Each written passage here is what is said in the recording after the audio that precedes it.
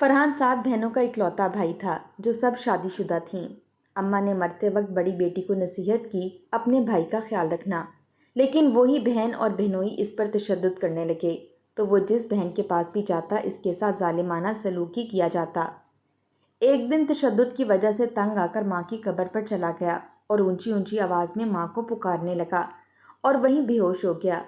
और जब इसकी आंख खुली तो इसकी सातों बहनें इसके पास खड़ी ज़ारो कितार रो रही थीं, क्योंकि इनके साथ रशीदा को अल्लाह पाक ने 7 बेटियों के बाद बेटा अता किया था।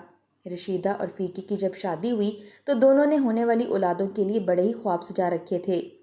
फीका एक स्कूल में चौकीदारी की नौकरी करता था, जबकि रशीदा अपने ख़ानदान की पहली लड़की थी जिसने पूरे ख़ानदान में 5वीं तक तालीम हासिल की थी। कम उम्री में ही शादी हुई थी दोनों की। फीका अक्सर रशीदा से कहता कि बेगम, मैं तो अल्लाह मियाँ से यही दुआ करता हूँ कि वो बस एक बेटा और एक बेटी मेरी झोली में डाल दे। बस जैसे हमारे हालात हैं हम सिर्फ 2 बच्चों की ही बेहतर तरबियत कर सकते हैं। ज़्यादा औलाद हो तो खर्चे भी बढ़ते हैं और फिर तेरे और मेरे जैसे माँ बाप तो बस बच्चों से वैसा प्यार कर ही नहीं पाएंगे जैसा हमने सोच रखा है। मगर खुदा की करनी ऐसी हुई कि रशीदा को पहली दफ़ा ही जुड़वां बेटियां पैदा हुईं। ऐसा नहीं था कि इसे बेटियों से मोहब्बत ना थी, वो तो अपनी औलाद पर जान निछावर किया करता था।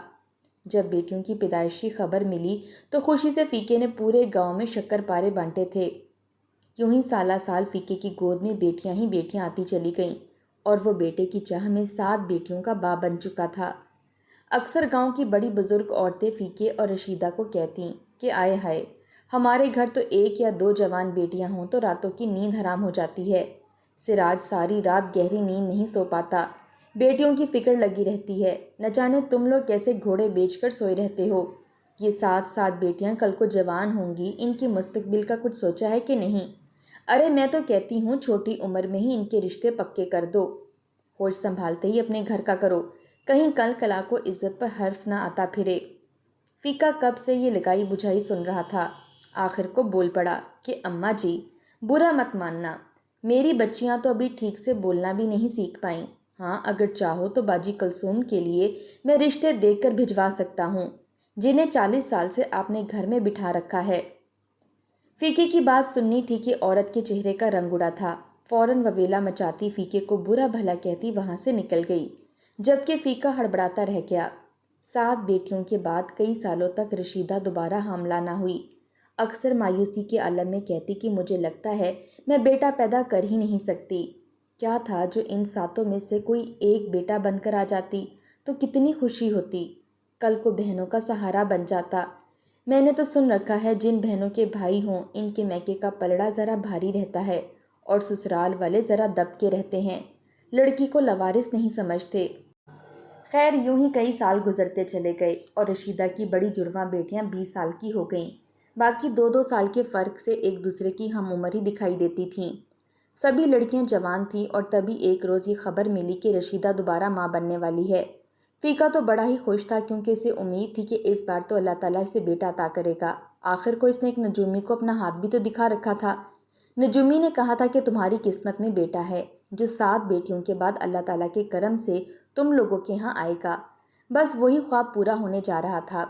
जब बेटियों को ये खबर मिली तो इनको बड़ा ही अजीब लगा।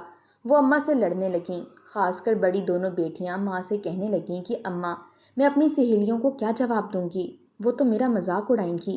ये तो हमारी शादी की उम्र थी और यहाँ मैं दुल्हन बनकर अपने छोटे भाई को अपनी गोद में उठाकर फिरूंगी। कितना अजीब लगेगा अम्मा। मुख्तसर ये कि बहनें बिल्कुल भी इससे खुश ना थीं। चंद माह बाद रशीदा ने एक खूबसूरत से बेटे को जन्म दिया। फीका और रशीदा की खुशी की तो कोई इंतहा नहीं रही थी। वहीं 7 बहनों में से किसी एक ने भी जाकर देखना भी गवारा ना किया। मगर जब भाई के रोने की आवाज़ सुनी तो इनसे सब्र ना हुआ। वो फौरन दौड़कर अपने भाई के पास गईं और इसे उठाकर इसे चूमने लगीं, इसके नाज नखरे उठाने लगीं। ये बात उन्होंने अपनी सहेलियों से छुपा रखी थी, मगर जब फीके ने अपने बेटे का अकीका करवाया तो पूरे गांव में ये बात फैल गई। हर कोई खुश था, वहीं कुछ लोग बातें भी बना रहे थे और तंज भी कर रहे थे। बहनों का रवैया अपने भाई के साथ ठीक हो गया था, मगर एक बार फिर जब लोगों की जहर आलूद अल्फाज सुने और इनके तंज और इनके मजाक का सामना करना पड़ा तो वो अंदर ही अंदर भाई के लिए नफरत रखने लगीं। इन्हें बड़ा ही अजीब लगता था جب لوگ ان سے کہتے تھے کہ اس عمر میں تو تمہارے ماں باپ کو نواسے اور نواسیوں کو اپنی گود میں کھلانا چاہیے تھا، جبکہ وہ اپنی ہی ننھی اولاد اٹھا کر گھوم رہے ہیں۔ یہ ایسے الفاظ تھے جو انہیں ذہنی مریض بناتے چلے جا رہے تھے۔ شاید وہاں کے لوگوں کی سوچ ہی ایسی تھی۔ خیر، بڑی بہن کا رشتہ آیا تو جلدی اسے رخصت کر دیا گیا، اور یوں ایک کے بعد دیگرے سبھی بہنوں کی شادیاں ہوتی چلی گئیں۔ سبھی اپنے اپنے گھروں میں خوش تھیں۔ بہنوں کی نظر میں جو بھی تھا، مگر فرحان اپنے ماں باپ کے لیے بڑا ہی لاڈلا تھا۔ والدین جب تک زندہ رہے اس کا ہر ناز نخرا اٹھاتے اور اسے ہاتھ کا چھالا بنا کر رکھتے۔ فرحان کو تو پیر بھی زمین پر نہیں پڑنے دیتے تھے۔ دھیرے دھیرے فیکا بیمار رہنے لگا۔ مہنگائی بھی بڑھتی چلی جا رہی تھی۔ وہ جو بھی کماتا اسے گھر کا خرچ چلاتا یا پھر اپنی دوائیوں پر لگاتا۔ یوں ذرا سی بے احتیاطی اسے بستر مرگ تک لے گئی۔ وہ ایک موذی بیماری کا شکار ہو چکا تھا۔ ساتوں بیٹیاں اکثر باپ سے ملنے آتی رہتیں تو باپ بیٹیوں کو پاس بٹھا کر یہی کہتا کہ میری زندگی کا کوئی بھروسہ نہیں، تم لوگوں کا بھائی ابھی چھوٹا ہے، معصوم ہے، اس کی عمر ابھی صرف 10 سال ہے، میرے بعد اس کا بہت خیال رکھنا۔ تو بیٹیاں رونے لگتی، کہتی کہ ابو آپ کو کچھ نہیں ہوگا، خدا آپ کو ہماری بھی عمر لگا دے۔ مگر شاید فیکے کی مدت پوری ہو چکی تھی۔ ایک رات ایسا سویا کہ دوبارہ اٹھ نہ سکا۔ فرحان کو جب اپنے والد کی موت کی خبر ملی تو وہ بہت رویا۔ کئی دنوں تک کومے کی کیفیت میں رہا، کیونکہ وہ بھولا بھالا اور ان کا لاڈلا بیٹا تھا۔ مگر وقت کے ساتھ ساتھ ہر زخم بھر ہی جاتا ہے۔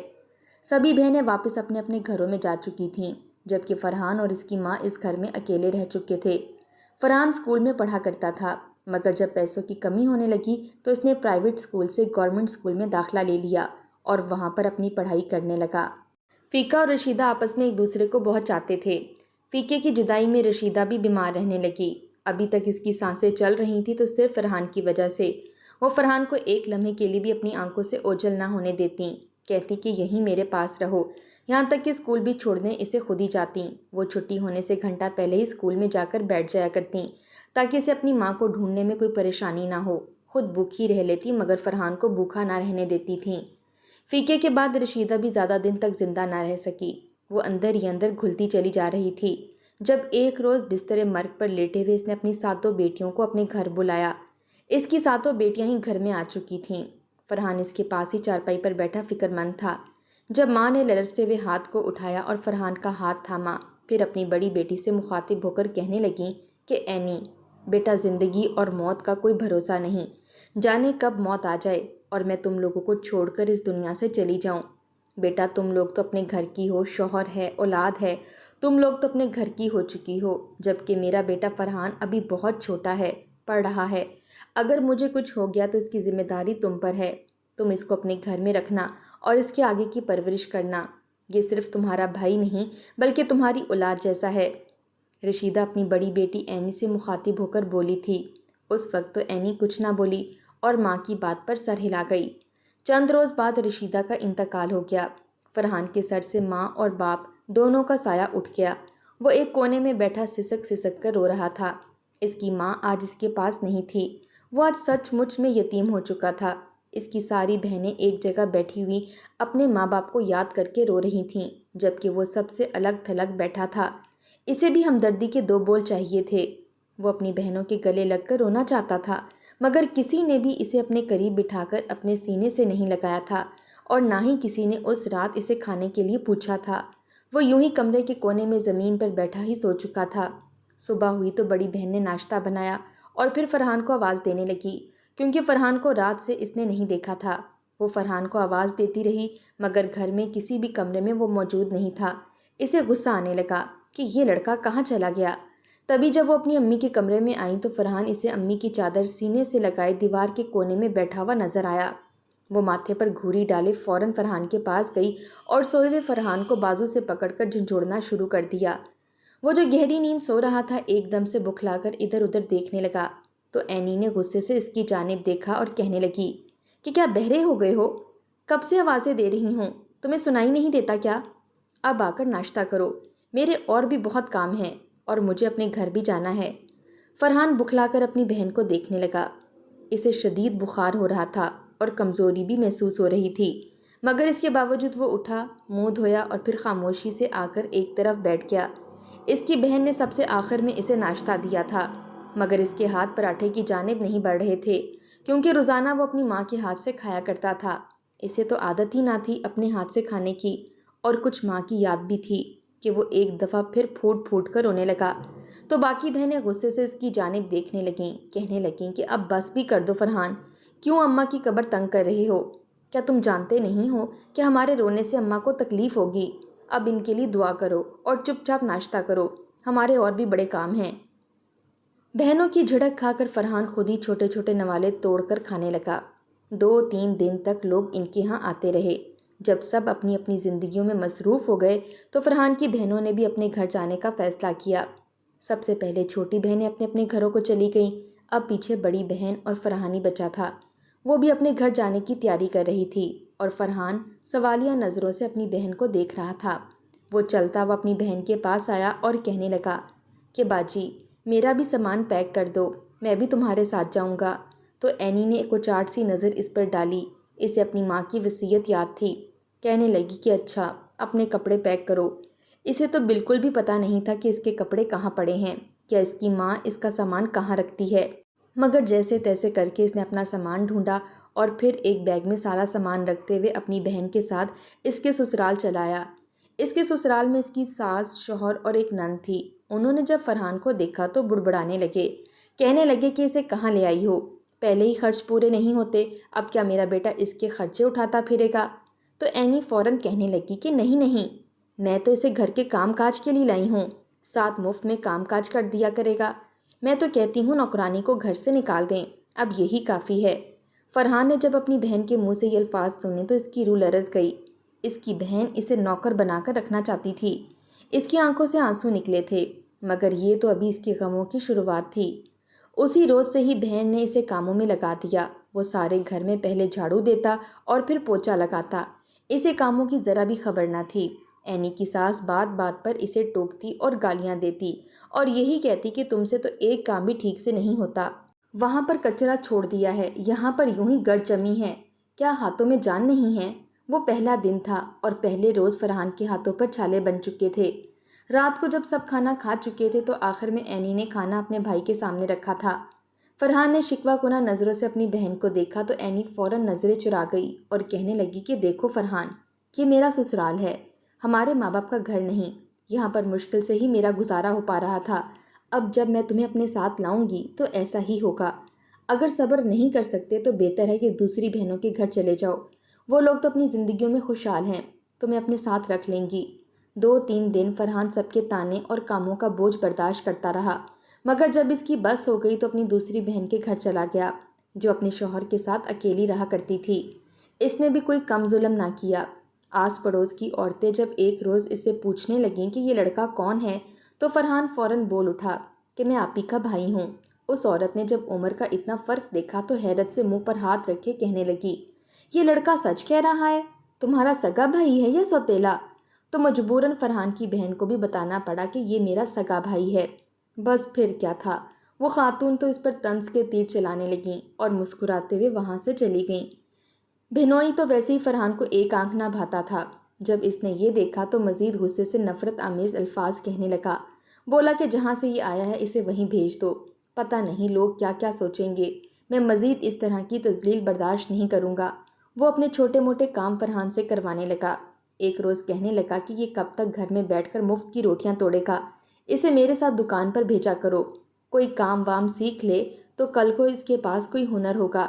فرحان کئی روز سے اسکول نہیں جا رہا تھا، بہن سے کہنے لگا کہ نہیں، مجھے کام نہیں کرنا، مجھے اسکول جانا ہے، میں اسکول جا کر پڑھوں گا۔ تو فرحان کا بہنوئی فوراً بول کر کہنے لگا، میرے پاس اتنے پیسے نہیں جو میں تجھے اسکول بھیجوں اور پھر تیرے آنے جانے کے کرائے کے پیسے دیتا پھروں، چپ چاپ میرے ساتھ کام پر لگ اور پیسے کما۔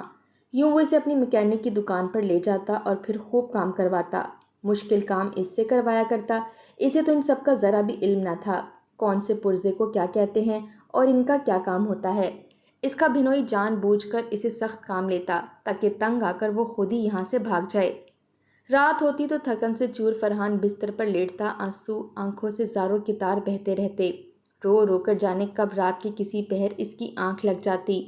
دن کے وقت بھی دکان پر فرحان کا بہنوئی مرغ پلاؤ تو کبھی گوشت کا سالن منگوا کر ہوٹل سے کھایا کرتا، जबकि इसने झूठे मुंह भी कभी फरहान को खाने के लिए कुछ ना दिया था। उल्टा डांटता झिड़कता कि ठीक ठीक काम करो। तंग आकर फरहान अपनी तीसरी, चौथी और फिर सातवीं बहन के पास रहने के लिए भी गया, मगर सब इससे नफरत करती थीं। किसी एक बहन को भी इससे मोहब्बत ना थी, और जब बहनों के दिल में ही मोहब्बत ना हो तो भला ससुराल वाले कहाँ इज्जत करते हैं। फरहान एक ही माह में बिल्कुल बदल चुका था। इसकी सफ़ेद सुर्ख रंगत सर्द पड़ चुकी थी, आंखों के नीचे हल्के आ चुके थे, बाल बिखरे थे और कपड़ों के बटन टूटे हुए थे। वो यूं ही मैले कुचैले कपड़े पहनकर घूमता रहता, क्योंकि इसकी बहनें इसके कपड़ों को हाथ तक ना लगाती थीं। कहती कि अपना काम खुद ही किया करो। इससे अपने कपड़े जैसे धोए जाते वो धो लेता और फिर वही पहन लिया करता। न जाने इस नफ़रत की वजह क्या थी। बहनें तो अपने भाइयों पर जान वारा करती थीं, खासकर तब जब वो इनका एक ही इकलौता भाई हो। मगर न जाने फरहान की किस्मत में कैसी बहनें आई थीं कि इसे दर बदर भटकना पड़ रहा था। एक रोज़ इसका दिल इस कदर तंग होने लगा कि वो खामोशी से अपनी बहन के घर से निकला और कब्रिस्तान की जानिब जाने लगा। इसकी आंखों से आंसू तवातर बह रहे थे। वजूद दर्द से चूर था। बहुत मुद्दत हो चुकी थी किसी ने इसे प्यार से अपने गले ना लगाया था, ना ही इसके माथे पर बोसा दिया था। वो यूं ही पैदल कितनी ही देर चलता रहा और फिर कब्रिस्तान तक पहुंचा। उस वक्त दोपहर का वक्त था। वो कब्रिस्तान में अपने आंसू से भरी आंखों से अपनी माँ की कब्र ढूंढने लगा। जैसे ही इसे अपनी माँ की कब्र पर लिखी तख्ती नजर आई तो फूट फूट कर रोने लगा। यूं भागकर अपनी माँ के पास गया जैसे इसकी माँ बाहें फैलाए इसे अपनी जानिब बुला रही हो। वो दौड़ता हुआ अपनी माँ की कब्र के पास गया और बेसाख्ता वहाँ पर गिर गया। अपनी माँ की कब्र को सीने से लगाए वो फूट फूट कर रोने लगा और रोते हुए अपनी माँ को बहनों की शिकायत लगाने लगा, जैसे इसकी माँ इसे सीने से लगाकर इसकी हर शिकायत सुन रही हो। इसकी सिसकियाँ पूरे कब्रिस्तान में गूंज रही थीं। वो रो रो कर हर एक को बहन का दिया दुख बता रहा था और कहने लगा कि अम्मा, मेरी गलती क्या है? मैंने तो कभी किसी से कुछ भी ना कहा, हमेशा सबसे मोहब्बत की, मगर इस दुनिया में सिवाय माँ और अब्बा के मेरा कोई भी नहीं था। आप दोनों मुझे छोड़कर क्यों चले गए? वो कब्र को सीने से लगाए फूट फूट कर रोता हुआ वहीं सो गया। न जाने इसकी सिसकियों में कैसा दर्द था कि हर सू तेज़ आंधी सी चलने लगी। आसमान पर बादल से छाने लगे। जहाँ चिलचिलाती धूप थी वहीं आसमान बादलों से ढक चुका था। ठंडी हवा चल चुकी थी। वो पुरसकून अपनी माँ की कब्र को सीने से लगाए सो चुका था। वहीं इसकी सातों बहनें अपने अपने घर में मौजूद थीं। किसी को भी खबर ना थी कि फरहान कहाँ है। सातों बहनें यही समझ रही थीं कि इनमें से किसी एक के घर होगा। मगर जब कुछ दिनों के बाद वो एक दूसरे से मिली और फरहान के बारे में पूछा तो सभी सवालिया नज़रों से एक दूसरे को देखने लगीं, क्योंकि किसी के पास भी फरहान मौजूद ना था। इन्हें फिक्र होने लगी कि आखिर फरहान कहाँ गया। आखिर 3-4 दिन गुजर चुके थे और इतने रोज़ से आखिर वो कहाँ था। सभी फिक्रमंद हुई थीं, क्योंकि जैसा भी था इनका भाई था और ऐसे कैसे कहीं जा सकता था। वो कब्रिस्तान में भी आई मगर वो वहाँ पर भी ना मिला। एक अजीब सी बेचैनी ने इन सबको घेर लिया था। घर से तो जैसे सुकून नाम की चीज़ ही उड़ चुकी थी। ना इनसे कोई ठीक से काम हो पा रहा था और ना ही वो अपनी जिम्मेदारी पूरी कर पा रही थीं। एक रोज़ ख्वाब में बड़ी बहन ने देखा कि इसकी माँ सर पर खाक डाले बैठी रो रही है। सातों बहनें अपनी माँ के पास बैठी हैं तो माँ फ़ौरन इन्हें झटक कर खुद से दूर करती है और कहती है कि खबरदार, मुझे हाथ मत लगाना, वरना तुम लोगों को बद्दुआ दे दूंगी। तुम लोगों ने मेरे फरहान के साथ अच्छा नहीं किया। मुझे कहाँ खबर थी कि मैं नरम दिल बेटियाँ नहीं बल्कि डैने पैदा कर रही हूँ। काश कोई तुम लोगों के साथ भी वैसा ही करता जैसे तुम लोगों ने फरहान के साथ किया। ऐनी बुखलाकर उठ बैठी। इसका पूरा वजूद पसीने से शराबूर था और वो हाँप रही थी। आधी रात को उठकर वो फूट फूट कर रोने लगी तो इसका शौहर इससे सवाल करने लगा। इसने अपना ख्वाब अपने शौहर को सुनाया तो शौहर बोला, ख्वाब तो ख्वाब होते हैं, तुम क्यों दिल पर लेती हो? मगर ठीक यही ख्वाब सातों बहनों को आया था। ख्वाब में देखा था कि माँ बैठी रो रही है, वहीं पास में बैठा बाप भी रो रहा है। ये अगर अपने माँ बाप के पास जाएं तो वो इन्हें दूर कर देते हैं और शदीद नफ़रत का इजहार करते हैं। कहते हैं हम तुम लोगों को कभी माफ़ नहीं करेंगे। तुम लोगों ने अपने माँ बाप का दिल दुखाया है और जो औलाद अपने माँ बाप का दिल दुखाए इससे खुदा भी कभी राज़ी नहीं होता। एक अजीब सा खौफ सातों के दिल पर छा चुका था। वो बहनें अपने किए पर शर्मिंदा थीं और अपने भाई को ढूंढने लगीं, मगर वो कहीं ना मिला। आखिर को रोते हुए वो एक बार फिर अपनी माँ की कब्र पर आईं तो जो मंजर देखा वो देखकर इनके होश उड़ चुके थे। इनका भाई वहीं अपनी माँ की कब्र पर बैठा हुआ सो रहा था। وہاں پر دو لوگ کھڑے تھے۔ ساتوں بہنوں نے جب اپنے بھائی کو دیکھا تو فوراً اس کے پیروں کو ہاتھ لگا کر معافی مانگنے لگیں، اور اپنے ماں باپ سے بھی کہ انہوں نے ایسا کیا۔ بہنوں کی رونے کی آواز سنی تو فرحان اٹھ بیٹھا۔ اس کی آنکھوں سے آنسو ابھی تک بہہ رہے تھے۔ بہنوں نے بھائی کو جاگتے دیکھ کر فوراً اسے سینے سے لگا لیا اور معافیاں مانگنے لگیں۔ فرحان کو تو کچھ سمجھ نہیں آ رہی تھی کہ آخر یہ تبدیلی کیسے آئی۔ وہیں وہ لوگ پیچھے کھڑے تھے کہ یہ تو لاوارث بچہ تھا، کیونکہ کچھ روز پہلے یہ قبرستان سے بے ہوش ملا تھا اور ایک شخص اسے ہسپتال لے گیا، جہاں پر یہ کئی روز تک کومے میں رہا تھا۔ اس کے ذہن پر بہت گہرا اثر پڑا تھا اور اب جا کر اس کی طبیعت کچھ ٹھیک ہوئی تھی، اور ایک بار پھر وہ اپنی ماں کی قبر پر آیا تھا۔ بہنوں نے اسے معافیاں مانگی اور اسے اپنے ساتھ گھر لے گئیں۔ فرحان کا خوب خیال رکھا۔ دھیرے دھیرے فرحان کا رویہ بھی نارمل ہوتا گیا اور وہ اپنی بہنوں کے ساتھ اچھی زندگی گزارنے لگا۔ بہنوں نے فرحان کو اچھا پڑھایا لکھایا اور پھر اس کی اچھی جگہ نوکری لگوا دی۔